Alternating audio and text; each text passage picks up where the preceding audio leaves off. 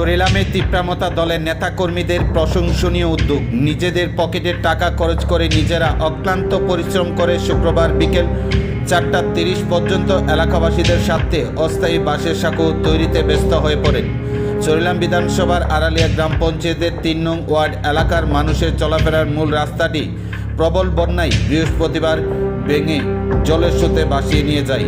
এলাকার মানুষজন অসহায় হয়ে পড়েন। 2 দিন ধরে আড়ালিয়া খামার সহ আশপাশের শতাধিক পরিবারের লোকজন গৃহবন্দী হয়ে পড়েন।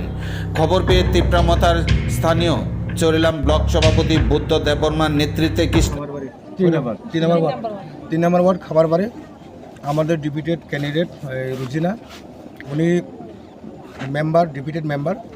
এখানে আমরা খবর পেয়ে আসলাম, আমরা মেম্বার তাজুল এবং রুজিনা আমাদের খবর দিয়েছিলেন যে আমাদের এখানে রাস্তা ভেঙে গেছে যে এই প্রবল বৃষ্টির কারণে। তো এখানে প্রায় অ্যারাউন্ড 5 থেকে 700 ফ্যামিলি আসছে, ওই দিকে মানুষ এদিকে আসতে পারতেছে না। তো এটা শুনে আমি আর ভয় থাকছে না, আমি এখানে আড়ালিয়া আমি ভিজিট করছি, দেখলাম এখানে যে খুব মানুষ জটিলতা এবং খুব দুর্গম অবস্থাতে আছে, যে কোনো মুহূর্তে অ্যাক্সিডেন্ট হইতে পারে।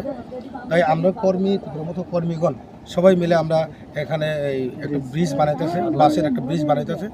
তো আগামী দিনে সরকারের কাছে আমরা আর্জি করব, বা আমরা কালকের মধ্যে আমরা ডিএম এবং এসডিএম এর কাছে আমরা রিপোর্টটা দিব ইমিডিয়েটলি, এটা যেন একটা বক্স কালভার করা হোক। তো আমরা